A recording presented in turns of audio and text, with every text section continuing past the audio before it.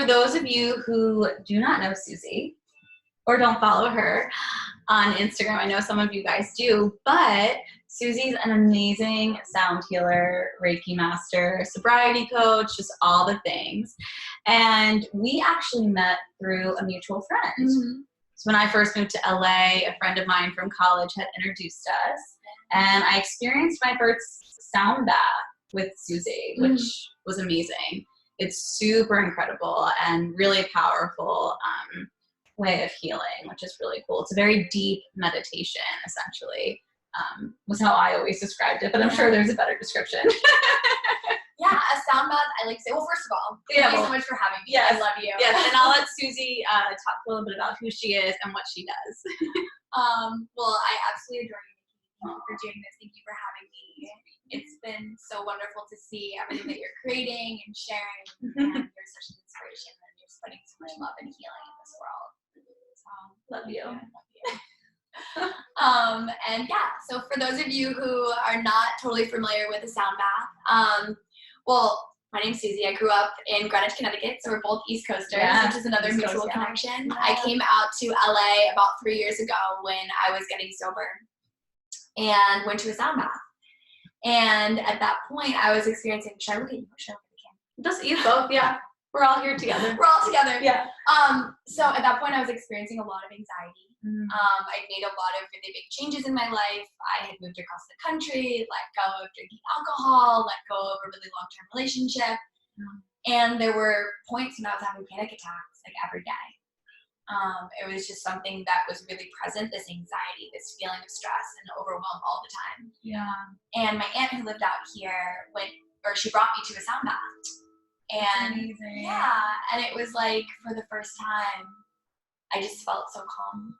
I felt this sense of peace. And in a sound bath, what happens is you lie down and you're bathed in healing vibrations of sound. So sounds that are tuned to resonate with the body and bring you into a state of balance and harmony, a state where deep rest and healing can take place. So for me, I was really scattered and I was really just trying to come to terms with who I was. I felt quite lost at that time, and I was in this state of searching and awakening.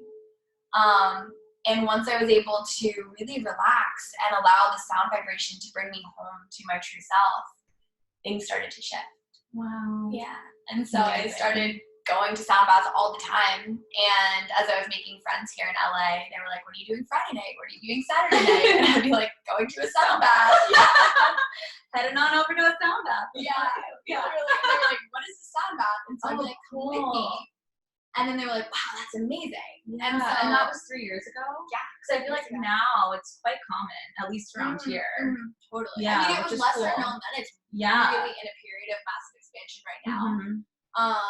People are just waking up in a whole new way. Yeah. And we can talk more about this later in the conversation. Yeah. But right now, we're entering into the 7th year of the Age of Aquarius, which is all about really this stage of healing and stepping into your authentic truth. And sound is, in my opinion, and many other people have said, the medicine of the future. So people are waking up to this modality as a tool that can help them to really experience healing in a way that we haven't really tapped into yet. So cool. So powerful. And don't worry, if you don't live in LA, Susy has online content. Yeah, I do. So you can experience her magical sound baths wherever you are in the world, which is so cool. And then was it from the sound healing that you then started doing? Because I know you're a Reiki master and sobriety coach and all that, but it all started with the sound healing. It really started with the sound, and at that same time, I was getting a lot of healing sessions, Reiki healing sessions. And then the Reiki master I was seeing offered a training, and I was like, I need to do this. And so it was when I was a level 2 practitioner that I was like, okay, I'm ready to leave my job. And that was when I sort of dove head into being a healer. Amazing. Incredible. Well, I'm so grateful to have you here. And you are such just a light worker, and she literally radiates just beams of light and positivity and joy and love. It's incredible. And if you follow her on Instagram, I'm sure you even feel it through the phone, which is crazy. So the reason I chose to have Susy on for this particular webinar is because we're talking all about reflecting and releasing. So it's this idea of, you know, obviously we're coming to the end of 2019, which is a really big deal. Yeah. And it's just a really good time. I mean, I know there's so much around the new year and the end of one year, the start of a new, and it can be kind of overwhelming. You know, how to tap into all of that, and to know kind of even how to like organize what to do, right? Yeah. And how to, you know, feel aligned, feel balanced, feel really good about saying, you know, closing off the year before and entering into the new one. There's so much stress and pressure around this time of year, obviously with the holidays and stuff, but I think even on just a personal, internal level as well. So that's the point of this discussion, reflecting on 2019 and then releasing anything you do not want to carry into the new year. So with that being said, I feel very professional. With that being said, what would you, or how would you, just to start it off, sort of define reflection and releasing? And you can be really, really vague because obviously we're going to get into the nitty gritty, but just what do those words mean to you, and or those actions even? Yeah. So one thing that I'll say before I even dive into that is that everything you said is so spot on. And even on an even deeper level, right now it's not just the end of the year, it's actually the end of the decade. Well, right. So it's a really powerful time for taking the time to pause, to reflect, and to release. You know, it's not just about releasing from 2019, it's really about releasing from this entire decade. Yeah. And so for me, it feels really big. It is. I mean, like 10 years ago, where were you?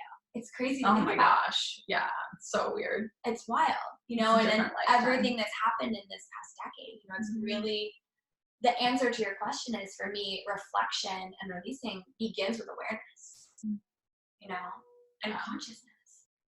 Bringing into our consciousness, you know, what is present and what we would like to consciously choose to let go of, so we can consciously create a more positive future for ourselves. Right. You know, whatever that might look like. Right. Yeah. And that's the thing too. I feel like sometimes when people, or you're, you know, listening to these podcasts or these types of discussions, to just know that there's so much room for interpretation, right? Yeah. Like, what I might be releasing could obviously look totally different than you. And then also what I might want to manifest or draw in or create space for, whatever that even means to you, could mean something different to me. Yeah. So there's so much room for interpretation with all of this work too, which is really cool. It really, you're able to tailor it to yourself, which is amazing. So that's incredible. What would you say is your sort of tool that you use to, we'll start with reflecting. Yeah. So the number one tool that I use for reflection is meditation. Using that conscious intention to reflect and then to sit with it, you know, to see what comes up. So for me, it was just my birthday on Monday. Yes, it was your birthday. Happy birthday. Thank you. And I had a really powerful reflective meditation where I sat down and I said, I'm just going to reflect on this year. You know, when I went through in my meditation every month of the year and just sort of took a moment to process and digest all of the incredible things that have happened, you know, process the ups and the downs, the joys and the challenges, and just say like, wow, where was I in February? Where was I in August? What was present for me in October? And what's present for me now? You know, and to really have that conscious awareness of like how much has happened in this short period of time. That's reflecting. Yeah. And that, it sounds similar to, I feel like people talk a lot about writing out what you're grateful for, right? Yes. Or gratitude lists or gratitude journals. And I think that's amazing. But I loved how you just said what was present for me. Right. Because that's what you're really going to remember. Yeah. Which is really cool. What was present. Exactly. Right. And so in meditation, that's a really good way of allowing that to come through and being present for it. You know, acknowledging it, letting it pass, so that it's really being processed in the mind. Yeah. Because it's like, if you think about it, we have so many experiences in our lives. So many. Yes, so many. And so many amazing moments. So many amazing moments. But in truth, really, there's only about 1% that we actually consciously remember. You know? And the farther away we get from the experiences, the harder it is to remember them oftentimes. Yes. You know? So to really, while we're in this energy of 2019, while we're in the energy of this decade, to say, like, what was present for me in February? What was present for me in 2012? You know, where was I? And just using the mind to do that, like not scrolling through your pictures or right? Like it's really like tapping into the mind and the subconscious. And and to do that you have to get a little bit quiet. Yeah, get quiet. And then the second thing that I love that you mentioned, and it's a huge part of my own personal practice, I do every day, a gratitude list. Yeah. You know, I think that's a really powerful way to reflect every night before I go to sleep. I get on my phone. Some people like to write it down, but I do it on my phone because I send it to people. Oh, a big group of women. Nice. Yeah, that we share our gratitude list with each other. That is so cool. Yeah. That's so nice. Yeah, and it's such a nice way to stay connected with people and to celebrate each other. You know, and also to hold yourself accountable, right? It's so easy to be like, I'll just do it tomorrow morning. No, but before bed every night to really go through my day and write what I'm grateful for. And oftentimes it's not just like I'm grateful for the positive things. It's a way for me to reframe the challenges that came up throughout the day. Yeah. You know, so like I don't have a car anymore, so this isn't really relevant, but like I'm grateful for that parking ticket, which reminded me to be more mindful of time. You know, something like that. So to really reframe things into that state of gratitude, to alter the vibration, so you're really receiving the lessons in every experience. Wow, so cool. So then would you suggest doing something similar for thinking about the decade? Yeah, because it's also the law of attraction, right? So what we give our energy to, where attention goes, energy flows. So if we're giving our attention, especially this time of year, where of all the years, I mean, the energy of December is so powerful. Next week, there's a lot of energy portals that are opening. So it's the full moon on Wednesday, the last moon of the decade. Wow. Thursday is 12-12-12. So it's a 12-12 portal. Wow. Yeah. And then Friday the 13th. Yes. So it's a really big week energetically. Amazing. Yeah. And how we were gonna talk about this a little bit later, but since it came up, no, I love it. No, this is perfect. This is exactly how this should be. But since it came up, and just in the vein of reflection, releasing all of that, how can we tap into all of those different energies of that week, of next week? Well, first of all, to prepare for next week. Yeah. Before we even tap into it, next week. Yeah, let's talk about how we can prepare for it. Yeah, I would say this week, the next 7 days. I mean, next week, it's exactly 1 week until the full moon. So we're really in a time of preparation right now. To do 2 things. First of all, to focus on cleansing. Okay. So like being mindful of diet. What are you putting into your body? What are you consuming? Are you consuming enough water? What type of water are you consuming? We were just in the other room talking about my water. I drink raw water. It's like sacred geometry, and it's live water. You know, so really cool. Being aware, like, am I drinking like not the best quality bottled water? Right. Like, tap water. Like, am I drinking water? What is my water in? Yeah. Am I blessing my water? Am I putting intentions into it? You know? Putting that into your body, and then maybe not putting like processed foods, really heavy foods into your body. Maybe it's a good time to do like a couple days of juice fasting. You know, really starting to purify so that you can become that clear channel for next week to be very receptive to these very high frequency energies that are coming in. Amazing. So that, and then also being conscious of what you're consuming energetically. So like, what are you watching? Who are you around? Energy hygiene is one of the most important things. I should do an episode on just that. Because I could really talk about that for a while, and it's so important, but it's also kind of confusing when you don't really know what that word, what that term means. So you want to just quickly give us energy hygiene? Yes. Yeah. So I mean, I know it might sound kind of obvious, but no. But I mean, it's something. I feel like to us, it's obvious. You're working with energy all the time. But I would say the best way to think about it is like, you know, when you are around someone and you leave them and you just feel kind of tired. you know, or you feel kind of heavy, or maybe a little grumpy. Or if you walk into a room or someone else walks into a room and you're like, have you ever walked into a room and you're just like, ooh, it feels weird in here? Mm-hmm. Or someone walks in and you just like get a sense like, oh, so-and-so seems sad today. It's like, that's what we're talking about. Exactly. And vice versa. It could be like you always hang out with this one friend, and when you leave them or when you're with them, you feel alive, you feel inspired, you feel creative, you feel energized, open. Like, that's good, clean energy. You know, someone who there's an equal exchange of energy. You're giving them energy, they're giving you energy. Mm-hmm. Certain people who are, you could say, like energy vampires, or like in a state of like negativity, of lower frequency, they're going to suck the energy. You're going to feel tired. You're going to feel drained, or they're projecting heavy energy onto you. So being aware of all of this is a part of being mindful of your energy. And again, that's reflection. Like reflection for me really comes down to awareness. Being present, being aware of like, what are you engaging in? What have you engaged in? Right. And to bring it back to the bigger discussion, that could be part of your reflection for the year. 100%. And then to take it to the next step, like reflecting on who and what is in your life that's serving you, who and what in your life that's not serving you, and then what are you really maybe ready to release, you know? Okay, yeah, so let's transition into releasing. So what would you say is your tool for releasing? How would you have something you see you need to let go of, or a person, how do you go about doing that? So oftentimes it's a process. Yes. You know, everything. It's ultimately it happens in a split second.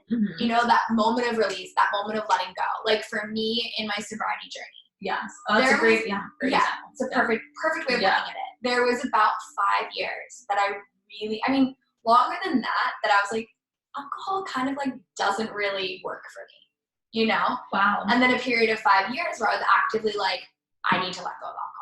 I need to let go of drinking alcohol. This isn't working for me. I'm going to try to only have this many drinks. I'm going to try to only drink at this time.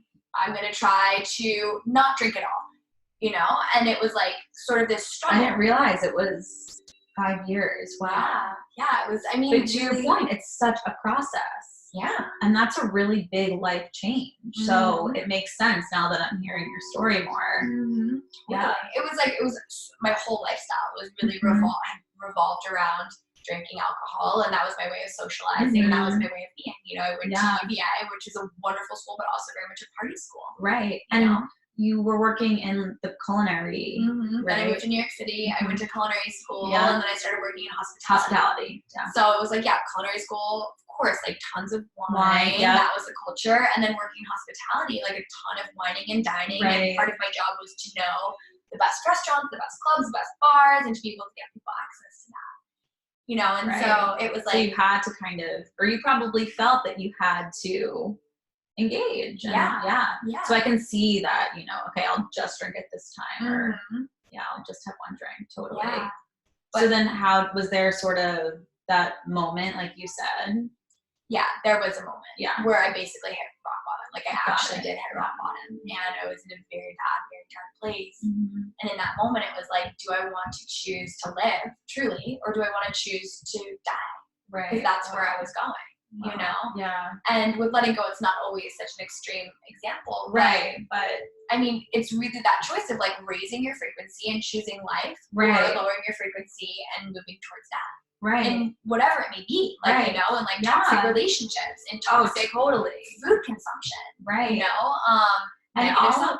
Right. And all of those smaller examples, so to speak, the more that they add up. Yeah.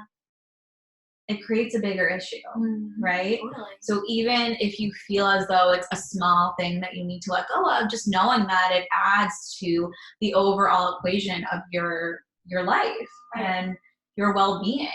Well, because a big thing that also comes with that is, you know, it wasn't ultimately about the alcohol. It wasn't ultimately about the fact that I wasn't eating well. It wasn't ultimately about the fact that I wasn't exercising. It was like there was a lot of shame. There was a lot of guilt. And that's the energy component that I'm talking about. You know, when we're talking about energy hygiene, it's relating to other people and things, but it's also like, what's the energy that we're carrying within ourselves? Right. And for me, I was constantly engaging in behaviors that I knew weren't serving me, and I wanted to let go of them. But when I didn't let go of them, it was like this buildup of shame, this buildup of guilt, this buildup of negative self-talk and self-judgment. And that's what was really weighing me down. That's another, I mean, wow. Yeah. Because you're right. It's another huge part of the discussion. It's not just these tangible things outside of ourselves that we need to release. Maybe when you are going through your reflections and you are, you know, writing out what you're grateful for, or those moments or whatever it is, or even the harder moments, maybe it's a reflection of, wow, I was not speaking to myself really nicely. Yeah. And that has been going on for maybe a really long time. Yeah. And that's what I want to release for 2020. Yeah. Right? Mm-hmm. So it can be, it can totally be something outside of us that's tangible, that's, you know, a food or a friend, whatever it might be, a relationship, but everything inevitably starts within. Right, exactly. So the energy hygiene component is so important. I'm so happy you brought that up. And then to answer your question, like, how do you go about releasing it? So I got to that point where I was like, I'm finally ready. And it was like in a split second, I could speak it. You know, I was like, this is what it's done. You know, I was like, I need help. I'm going to go to rehab. I'm not going to drink anymore. And then I just let it go. And it's that real sensation of just like letting it go. And that must have felt so freeing. Yeah. And it's terrifying in the moment. But once you decide, I'm done, you're done. And I've done that with relationships. You know, I've done that with jobs. Food, with jobs. We've both done that with jobs. Yeah. And same thing when I was with another job and I was on this path of awakening. You know, after rehab, I went back to the job that I was doing, and it was an amazing job. I really loved it in many ways, but in my soul, it was like, Susy, you have a greater calling, you have a higher purpose. Like, this isn't really it. But I I was so comfortable, and it was fun, and there was so many benefits, and there's the fear. And so really quick, going back to just the idea of fear, shame, guilt, all of that, you know, those thoughts and those feelings could come up with the result of the release. So what I mean is knowing that, let's say you're reflecting and we'll just stick with the job because we both have gone through that.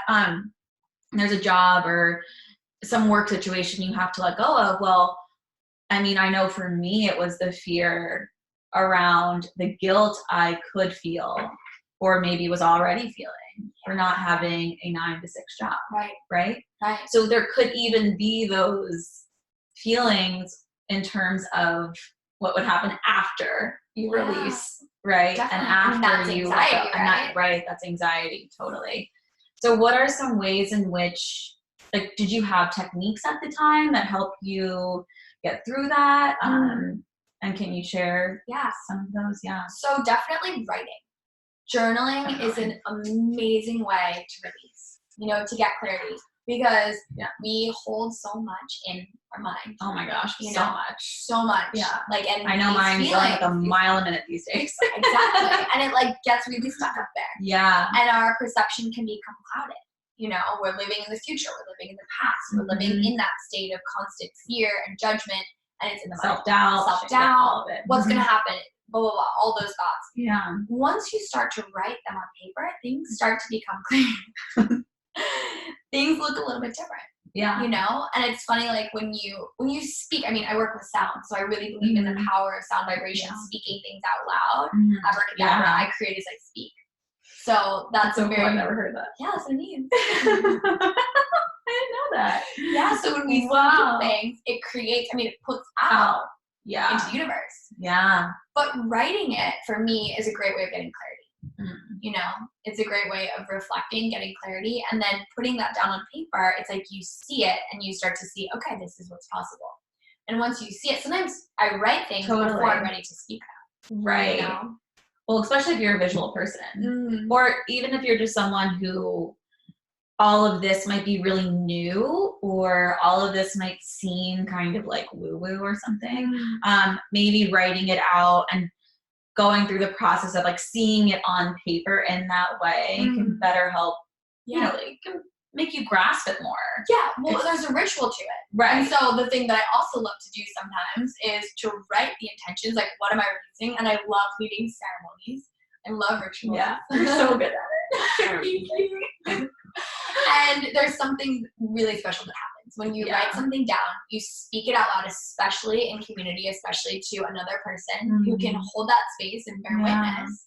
You know, there's a great power in witnessing someone, holding space without judgment, without commenting, without trying to fix, without trying to help, to just hold the space for that release. Wow. And then to burn it.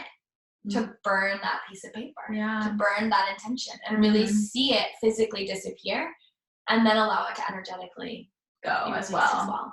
Yeah. Wow, that's amazing. Yeah. And so, you know, again, just for people who haven't done these practices before, or maybe have never gone through the motions of reflecting and releasing, what would you say are some of the benefits? Like, why even do this? I mean, obviously we said raise your vibration, but that's also something people might not really understand. So maybe we can also define what that means. And I don't even love the term raise your vibration. Okay. You know, because it's like, what is love that? That like raising it, like, you know, what does that really mean? Yeah. I like to think of it, and I heard, I was talking about this a couple weeks ago. I was at a conference. They were saying tapping into your inner radiance. You know, that. it's really not just like about raising your vibration, but more so like tapping into the radiance, the power, it's like already the there. light that's within you. Right. Yeah. Because raising it makes it sound like it's something that I don't have. Low already. versus high. Like low or vibe, there's a comparison. high vibe. Yeah, comparison. Right. Which is so negative. Exactly. Like we already have enough to compare. But we can easily all go there. Yeah. Yeah. But when you can tap into your radiance. And also, I love how when you say tapping into your radiance, that's like almost, it's motivating. It's inspiring. It's like, wait a minute, I have this thing in me. Like, I want to access it. Like, and that's really it. Like, versus like working to rate. Like, that sounds like work. Yeah, exactly. Which this is work. It is a process. It is work. Yeah. But I think like amplifying your radiance, tapping into your radiance. Yeah. Radiance radiate. Like it's fire, it's heat, it's light. It naturally burns away the things that are heavy, the things that aren't serving you. You know? And so it's sort of that mutual process of like, as you let go of heaviness, you can shine more brightly.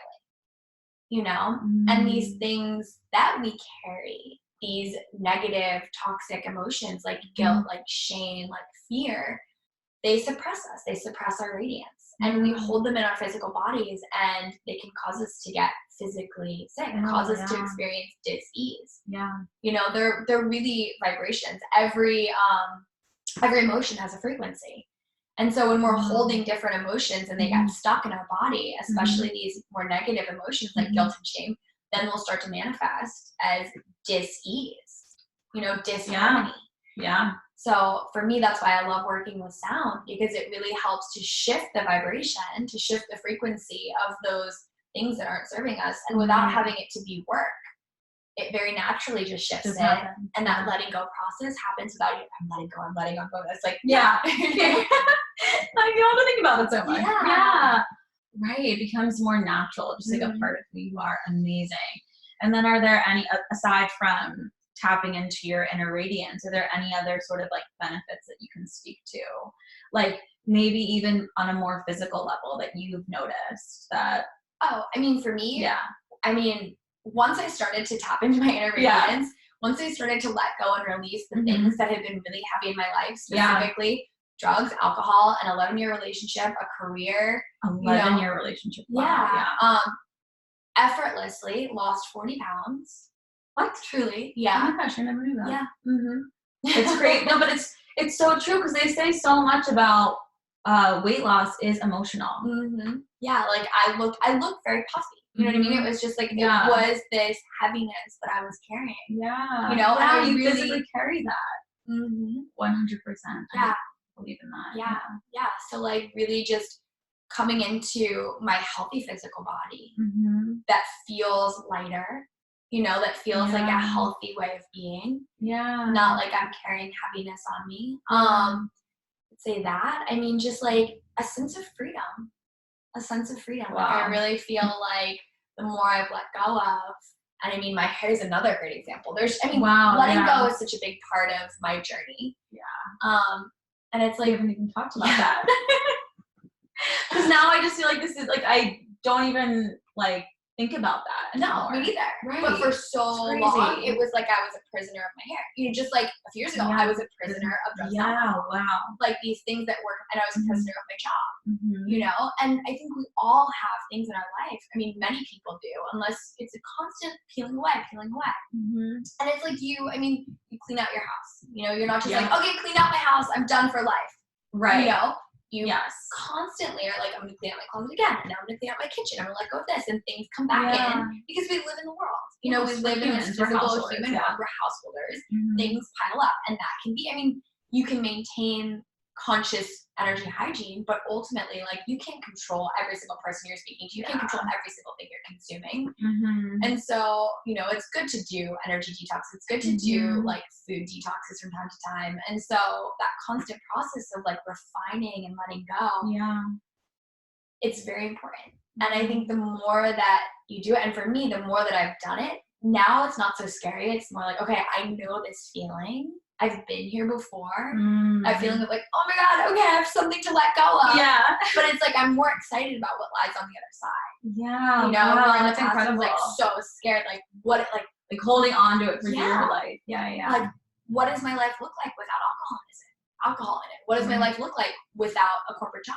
Yeah. What do I look like without hair? Right. What is my life like without this man who's been a part of it for 11 years? Terrifying. Totally. And yet what I've been able to see is when that voice comes through that's like, Susy, these things are heavy, these things are not right for you. Yeah. They're weighing on you in a way that it's time to release. Freedom. And then what happens is you're living more in alignment, right, with your truest self, your essential nature, which means you're able to just naturally attract, right? Yeah, exactly. Things that make you feel good. And not only that, but really amazing opportunities, right? Yeah, amazing opportunities, amazing people. Yeah. Amazing energy. Like a feeling like, as a human, there are days when I still like wake up and I'm like, oh, like anxiety comes up. I still experience that. But for the most part, like the anxiety is gone. I don't live in fear.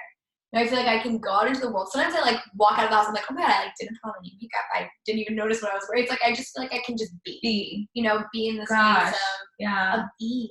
Where before it was really like a lot of dis-ease, and dis-ease becomes disease. Yeah. It's so crazy. Wow. So if that doesn't convince you to do the work, no, I'm kidding. Wow. Thank you so much for sharing all of that. Of course. I really appreciate it. And I know everyone listening does as well. And so I also wanted to relate the conversation just on a smaller scale to the holiday season.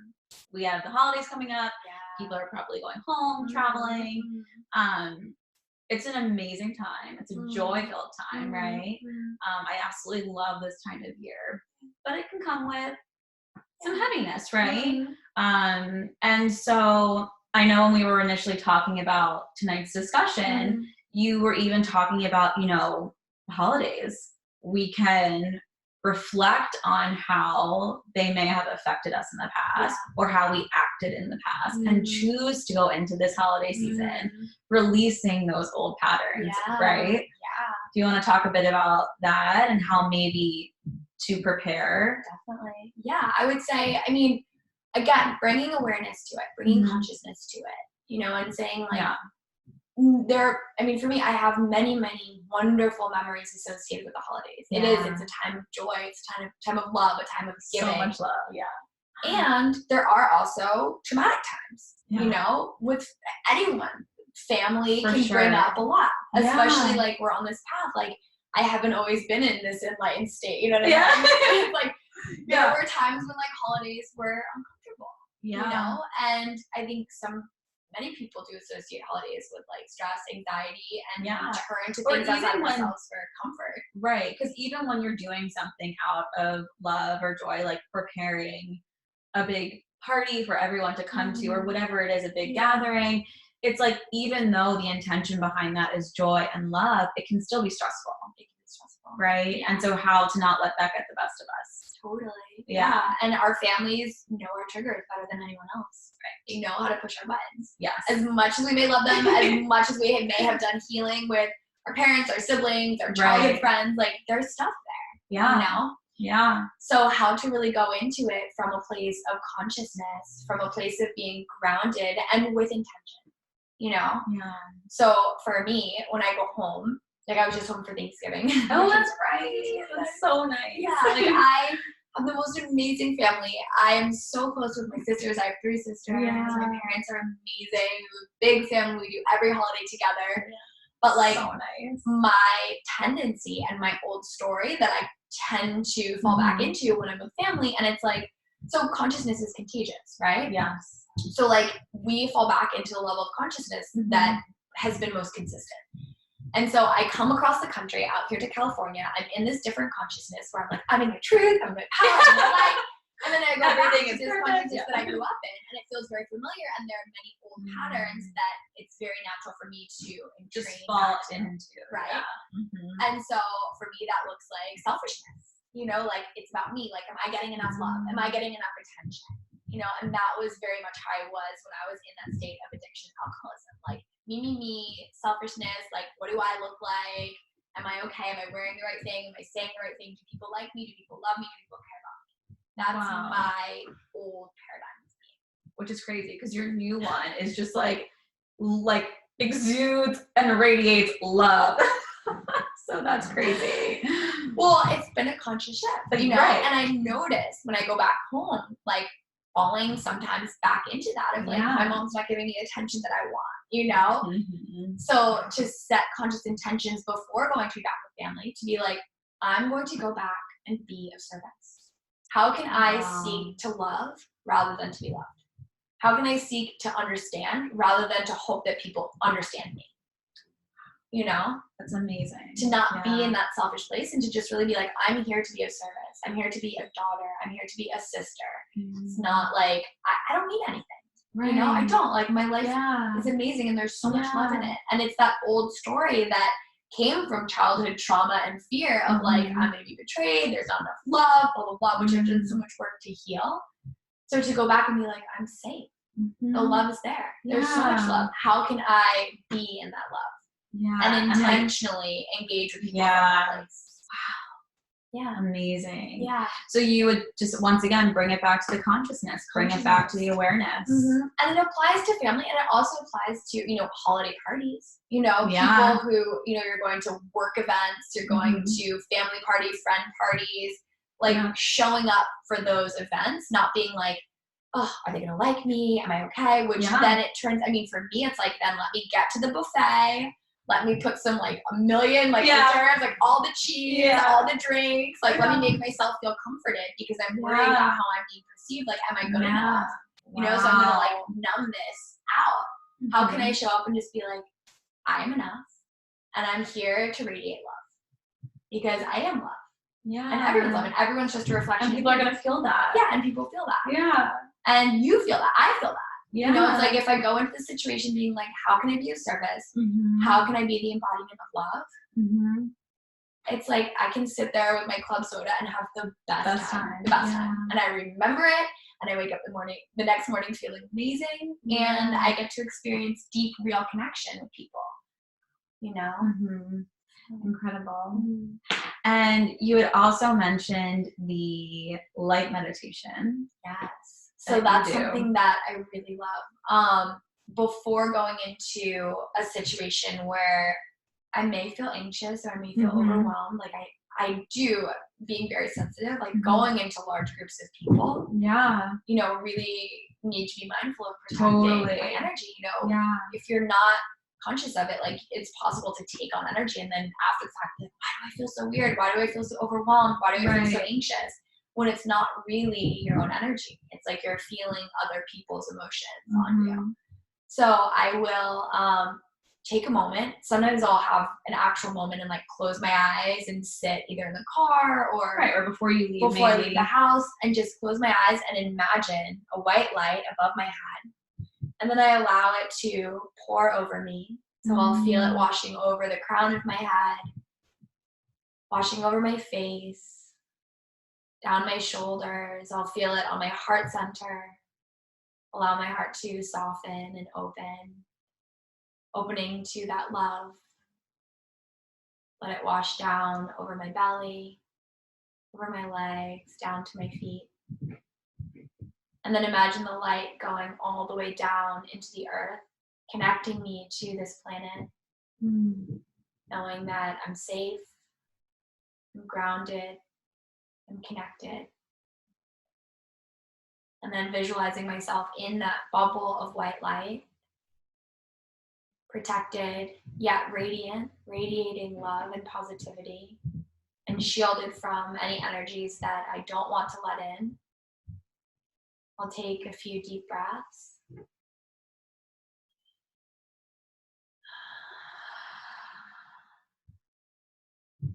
And then start to come back. That's so beautiful. And it's easy. It's so easy. So simple. And like, if you don't have a few minutes, like, you can really do it. Like, really do it and feel the light and surround yourself. And do you usually go through the whole body, or do you just, But then sometimes it's like you're walking into something and it's like, just like, whew, imagine that quick light shower. Like taking a shower. Bathe yourself in light, surround yourself in that bubble, ground yourself to the earth, boom. Amazing. Amazing. That's so nice. Oh, thank you so much for sharing that with us. I'm just triple checking if there's, okay, perfect. So just so everyone knows, just a reminder, there is that chat feature in case there's anything we've been talking about, or that we may have mentioned that you have questions on. I know there's a lot of information that we've been sharing, which is so, so good. And I knew Susie was just going to be so perfect for this discussion, which is amazing. So, okay, so now there's so many amazing crystals around here. I just love it so much. There's crystals everywhere. So, okay, we have our tools to reflect, to release. And now we know how to use those going into the holiday season. And we definitely touched upon, obviously, the bigger picture with 2019 entering into 2020. But just, to even bring it down even smaller and just to simplify it, I know you mentioned your gratitude list before bed, which is so beautiful, and I'm definitely going to start doing that. I will. I love that idea. I think it's just such a beautiful way to just remember the day and to celebrate the day. It's so cool. But are there any other smaller sort of daily practices, or even weekly, or I know you work a lot with the full moons and the new moons and things of that nature, just because, yes, it's easy to say, oh, I'll do all this reflecting and releasing for 2019 and 2020, but that could feel really overwhelming for someone. So if there was just a way to, like, I don't want to use the term water it down, but I just, simplify it. And maybe it's like, just start here, just start with doing this in the morning and doing this at night. Or, is there anything you would recommend? Yeah, I mean, I would definitely recommend a daily meditation practice. I'm so sorry for the people who have been listening to these webinars. It really always goes back to that. Yeah, it really does. So taking that time to consciously connect with your breath, to consciously clear your mind for the day and set an intention. It could just be one intention. What do you want? Like, we are powerful beings. We are infinite creative consciousness in human form. So to recognize that all that power is within us, we get to choose how we experience our lives, And if you don't have conscious habits, you're going to have unconscious habits. If you don't start your day consciously, like, you're going to just go through the motions. You're going to do the things you always do. And if nothing changes, nothing changes. So was there a way when you first started, because I know people have asked before, like, I've never meditated before. I don't even know where to start. So when you were first starting out and, experimenting with meditation, what did that look like? So for me, when I was first starting, I mean, I meditated from when I was really young. Like, that's right. Your mom. Yeah. My mom exposed me. But when I was starting my own meditation practices, I used apps. I would use like the Calm app. Now I would recommend the Insight Timer app. Maybe we can put it in notes. I always send a follow-up email. But I really like the Insight Timer meditation app because there's I haven't tried that 10,000 guided meditations on there. There's free ones. You can also take courses. And it also has a great bell. So like it has a timer. So if you just want to do for yourself, like just if you don't know where to start with 3 minutes. Just observe your breath for 3 minutes. And you can set a timer. And what I like about the Insight Timer app is it keeps track of how many days you've done it consecutively. Oh, I love that. So it starts this sort of like, for me, it's like a challenge with myself. Yeah. You know? Oh, I've done a week. Oh, I've done 21 days. Yeah. Oh, I'm going to keep going. I don't want to break my streak. Yeah. You know? And so in one of my main practices is Kundalini Yoga. Yes. And we do meditations in set periods of time. Okay, so we say that it takes 40 days to break a habit. Okay. It takes 90 days to make a new habit. 120 days for it to become a part of you. So the Kundalini Yoga has different meditations that are almost like prescriptions. You can do like a meditation for healing addiction or a meditation for opening the heart or balancing the mind. So I'll oftentimes say, okay, I'm going to do this one for 40 days. I'm going to do this one for 90 days and commit to that. And it's really cool when you do to really witness how the fluctuations take place over the day, you know, and to say like, I'm committed to doing 40 days, no matter what, you know, and oftentimes like day 34, you're like, I'm done. I don't want to do this anymore. Something comes up.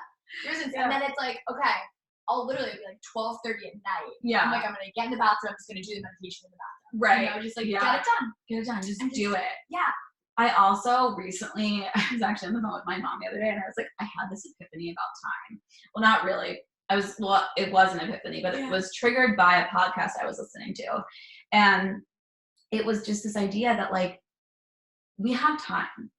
It's just a mindset, you know? So everything you think you don't have the time to do, and this isn't just with meditation. I mean, this could be with working out or cooking dinner or whatever it is. It's just a mindset and it's just a choice.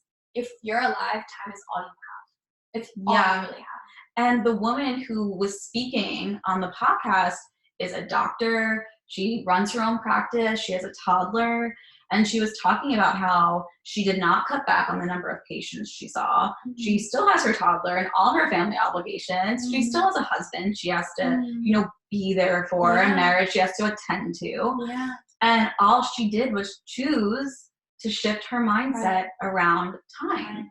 And she made the choice, say, I will go to yoga today. I will go sit in the sun. And that's the power of commitment. You know, I think a lot of struggle, a lot of anxiety, a lot of suffering that people experience comes from being in that place of like, I want to, I should. Yeah. When you say, I am, those are magic words. I am, you know, I am going to meditate today. Right. You know, for me, like, once again, putting it out there, you're speaking it into reality. You make that commitment. Yeah. You know, you make that commitment, and then it's like a weight is lifted. Right. That indecision, that struggle, that burden, that heaviness, it's gone. You just know no matter what, I'm going to do this. So make a commitment. If you're wondering where to start, if you want to get started for 2020, if you want to start this decade off right, and sort of cycling back to what I was saying as we prepare for next week, these energetic portals that are opening, make a commitment to yourself. Start to purify your mind, your body, and your spirit. You know, commit to a daily meditation practice, even if it's 3 minutes. 3 minutes observing your breath, literally closing your eyes, focusing right below your nose, breathing in through your nose and out through your nose. I also have videos on YouTube. Free meditations. There's one that I love, a breathing meditation that you can do for 3 minutes. Gives you a ton of energy. Really? I need to try that. It's called Ego Eradicator. It's one of I've done it. I've done that for 11 minutes, I think. Yeah, it's really good. Yeah. I remember I was like, my arms really hurt. But like to do that, either just start your day off like that, set an intention for the day. Okay, so bookend your day. Start with the meditation, start with the breath, set an intention, and at night, do that reflection. Gratitude. 5 things. For me, I commit to 5 things. 5 things. You know, that was going to be my opinion. No matter what, and sometimes it's more, you know? Yeah. Sometimes it's like, whoa. Yeah. But like, no matter what, even if I'm like, I don't want to do this, I'm so tired, I'm going to sleep, I'll write 5 things. And I don't just write like, I'm grateful for Bo. You know, I write like, I'm grateful for Bo and all of the love he brings into my life. you know? Right. Like you make it meaningful. Make it meaningful and really feel it. Like let yourself feel that gratitude because again, it goes back to the law of attraction. Like if you're feeling into that gratitude in your physical body, you're going to attract more of it. You're going to attract more of it. So true. So true. Yeah. And then just, you know, as things come up this week, as you're purifying your mind, your body, your spirit, like writing them down. And especially on that full moon, I'm going to be leading a virtual full moon ceremony and sound bath. Virtual? Yeah. Amazing. I'm going to be what day is that? Next Wednesday. Next Wednesday. What time? So I haven't posted the event yet. I think it's going to be at 6 o'clock, 6 p.m. Make sure you guys are following. Yeah, 6 p.m. Pacific time. I will be doing that. And, you know, we have a question. Do you have any recommendation for sound baths in New York? Yes, definitely. Well, first of all, I do have virtual ones. So you can relax with me online if you ever want to. And sometimes I do come to the East Coast. And I'll be back there over Christmas. So in New York or in Connecticut? I'll be in Connecticut, which is, I mean, it's 30 minutes on It is, so it's pretty close. It's so close. But if you want a regular sound bath in New York City, there's a wonderful practitioner named Sarah Oster. And I'll include this too in the follow-up email. Yeah, she leads sound baths in New York. You can go to, there's a studio called Mindful, MNDFL. Oh, I passed that. Yeah, when they I have a couple of locations. They have sound baths. There's also Womb Center, WOOM. Yes, I've heard amazing things Yeah, about that's just amazing. Sky Ting Yoga has sound baths. Maha Rose in Greenpoint. And then you know all of them. Yeah, there's a lot. There's a lot. If you really open yourself up to it, it will come. Yeah. I think there's a Rama's cool. Oh, Rama's in New York as well? Yeah, they're in the Lower East Side. Oh, nice. Yeah, that's the thing too. If you go to one, I mean, people are always talking about it afterwards or before, and I'm sure you'll hear of others, but that's an amazing list. Those are great places to start. There's also Inscape. Although Inscape is a recording, so it's not necessarily a live sound practitioner. Okay. They're recorded sound baths. In which case, you might as well relax with me online. Yeah. Don't do that. Just relax. No. I mean, I haven't been to Inscape. Yeah. Totally. Yeah. That's amazing. But I'll definitely be sure to include all those places in the wrap-up email. And was there anything else we have? Just a little bit of time left. Yeah. Thank you. You're welcome. And those are so many amazing resources. Yeah. Oh, and another place here online is Aloe Moves. Oh yeah, Aloe Moves. And those are really, really good quality. Aloe Moves apps. I have a series of 7 sound baths for self-healing. So everything from releasing anxiety to total body relaxation to healing the heart. You can use the code Susy, my name SUSY, which will put in resources to get 2 weeks free. Those are really great. Those are really great. Yeah, you guys should definitely take her up on that because Aloe Moves is amazing. Yeah, it's and really great. How long are they on Aloe Moves? All different lengths. So some of them are 10 minutes and then there's a 45 minute which is amazing. So you can literally be like, I just need a 10-minute relaxation or I need 25 minutes or I want a full, like I want to pass out and go to sleep and just let this be my, daily practice. Yeah. Oh, incredible. Yeah. Amazing. Well, if there are no more questions, I just want to say thank you to those of you who joined. We're so grateful to have you here. And I'm so grateful for you. Thank you so much. I love you. And thank you, Bo. This is Bo for anyone who didn't. Bo. He's so cute.